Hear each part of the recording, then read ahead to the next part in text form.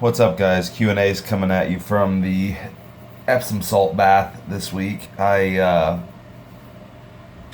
felt pretty shitty today, just achy.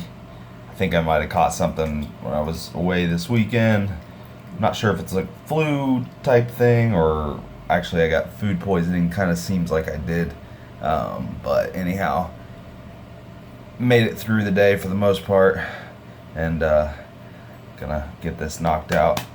Kill two birds with one stone here. So let's see. Today I did questions on lab work. Anything about lab work. And like I said, I'm not a doctor, so this is not medical advice. This is just from my experience and my knowledge, and it's for entertainment purposes. If you have issues with your blood work that are concerning, then I would probably consult your doctor. Okie dokie. If a client wanted to go from natural to geared, what kind of lab work would you want to see and at what intervals? Okay, so, the lab work's going to be pretty similar. Obviously, there'll be other things on the labs that might be affected more often, like your lipids, kidneys, liver, RBCs, things like that, probably going to be impacted a lot more. So you might want to pay closer attention to those things. But, hormones, obviously, but, really the lab work's going to be pretty similar. I don't have a lot of different lab work done between natural and enhanced, just the numbers are obviously different just because of the, the effects of what they're taking. So that would be the consideration. What else I could say about that would be probably more frequent blood work. And again, this goes back to how often are they pushing the envelope, how much, how hard, things like that. And all those things would make a difference. I think it would be good to have a baseline blood work, obviously. Same thing for a natural client. Have baseline blood work and then kind of base off of maybe have a mid-cycle blood work and then maybe have post-cycle numbers as well. And even if you're just doing pre and post of a cycle or blast, then at least are you returning to baseline. That would be the biggest concern. If you notice that things are getting progressively worse and not returning the way they should be, then you either need to take more time off, figure out what health supplements you need, or whatever it is that's causing the numbers to be off. You need to correct that before you do anything else. So, how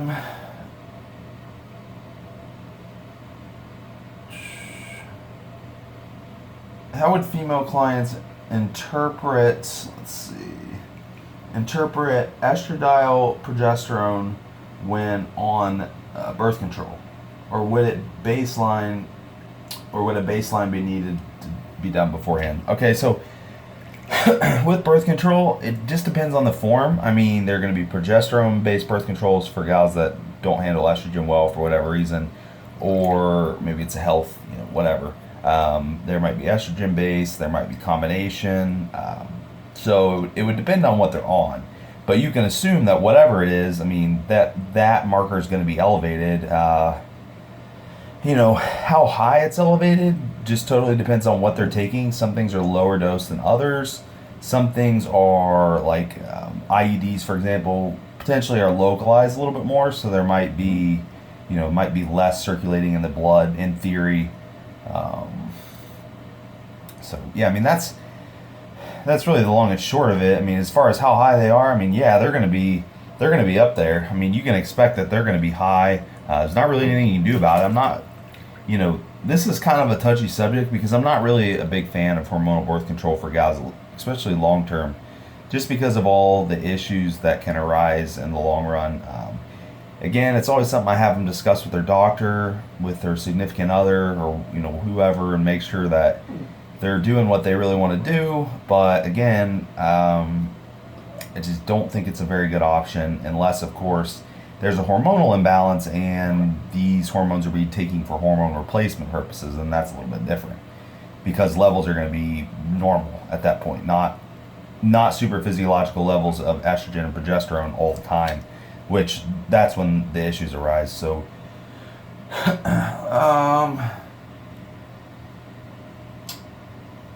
me see here. Could you elaborate on the role of progesterone in males? Why it can get out of hand, how to counter, etc. So, I think this is kind of a topic that's misunderstood a lot. Progesterone in men, high progesterone in men, I don't think is super common. At least I don't see it very often in blood work. Normally, if you just control your estrogen levels, the balance of the two are going to stay the same, or will stay intact. I think a big mistake for a lot of people is actually trying to lower progesterone too much when it's not needed. Progesterone has a lot of functions as far as like adrenal gland health, balancing other hormones.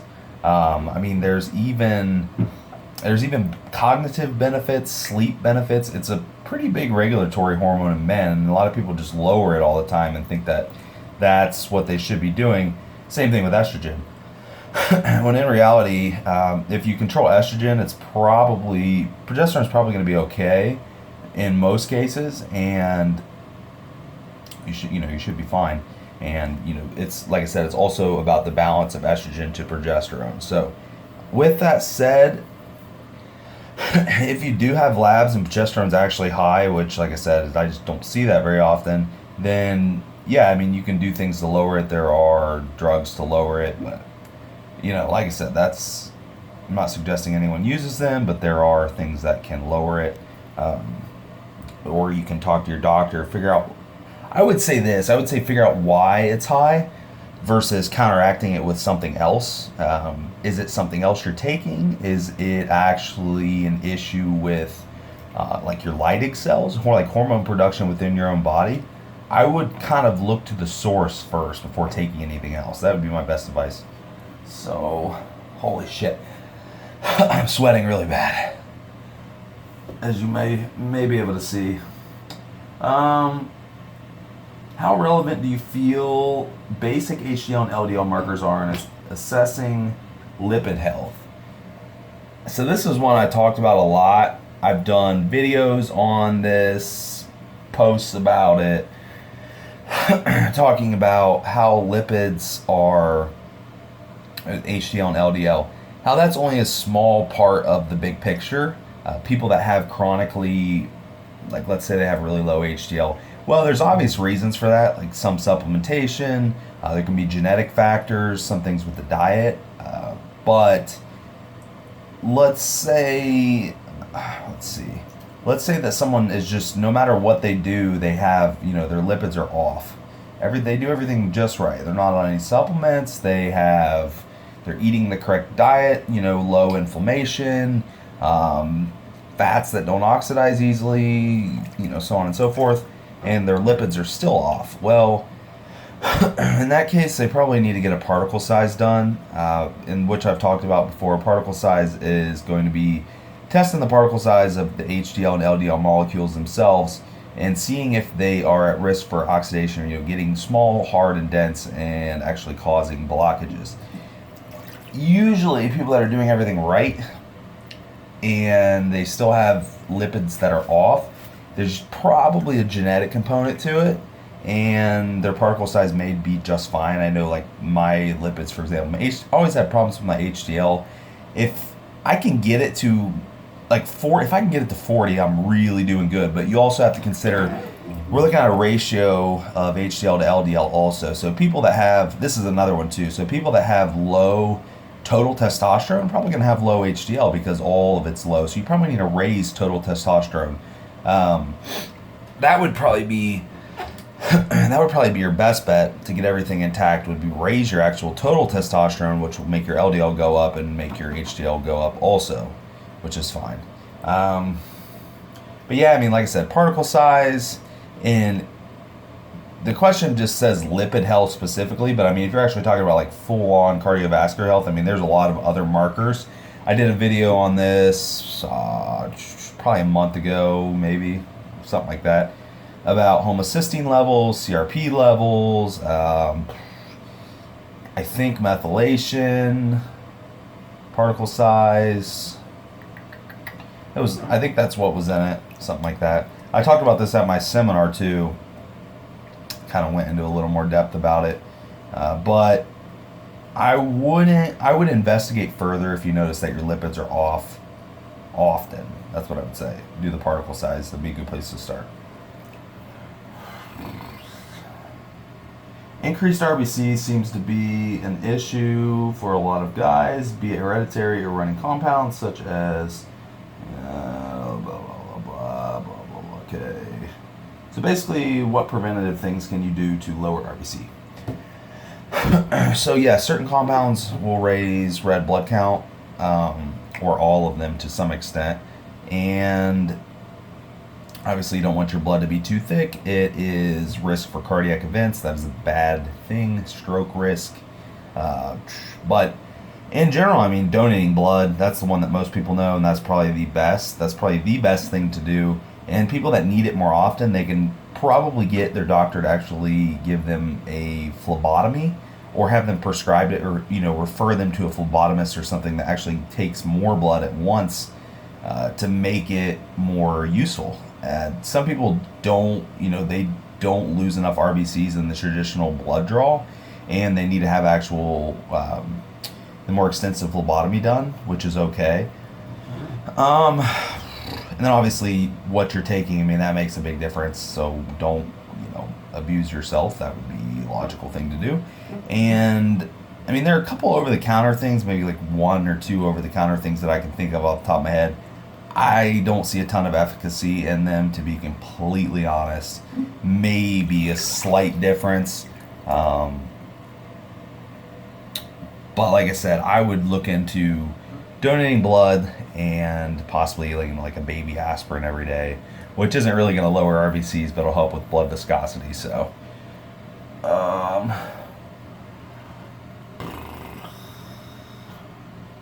things to look for.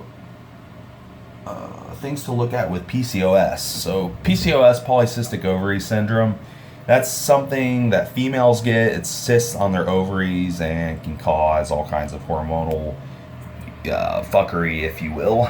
It makes things all wacky just because the ovaries are producing a lot of hormones, are responsible for a lot of the hormone balance. So you throw those off, just like having a tumor on something, basically, like people that get thyroid tumors and stuff.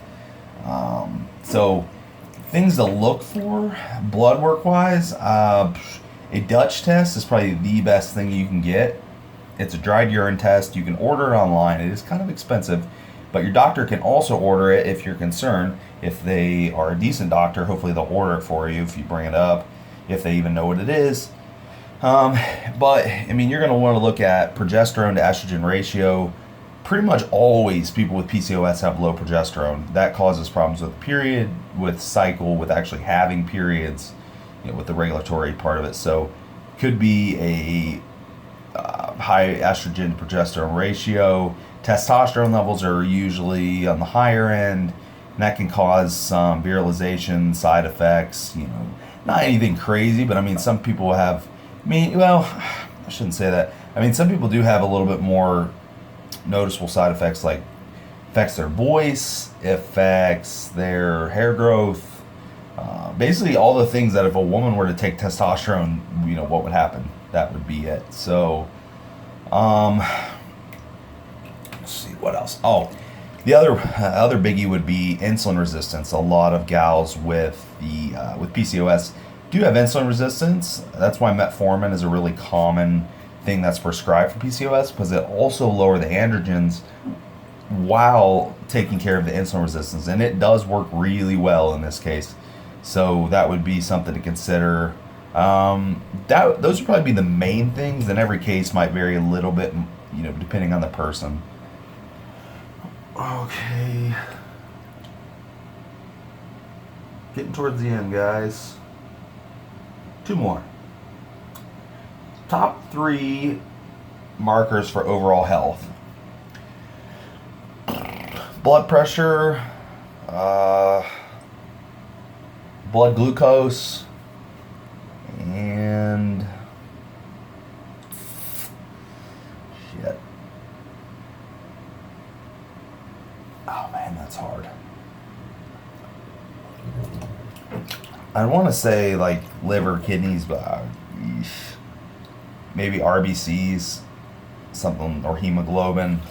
Um, blood glucose is a big one just because of insulin resistance, diabetes. It's super common, leads to all kinds of other nasty issues. It's really a slippery slope. I mean, it can pretty much start the cascade of just about any other issue, including heart, cardiovascular problems. I say blood pressure, it's a silent killer. People, it goes unnoticed a lot, and it will damage, arteries, veins, things like that. Will damage the heart. Let's see, what else did I say? I said blood glucose. Oh, and in the RBCs or hemoglobin, just looking at how thick the blood is, and showing you if you're prone to a cardiac event for that reason. But man, that third one I could really toss around a lot of different things. I could put a lot of things in there. But I would say the first two are definite ones for those reasons. Last one. What would be considered proper blood glucose ranges 2 to 3 hours post-workout? So I don't know if this is asking like after a post-workout meal or what the deal is. I'm assuming probably a carbohydrate meal post-workout. In which case, my goal would be to return to baseline before I eat the next meal. So let's say it's 2.5 hours or 3 hours to the next meal. 3 hours, if I checked my blood glucose before the next meal, it should be pretty much at baseline. I'm ready to go for the next meal.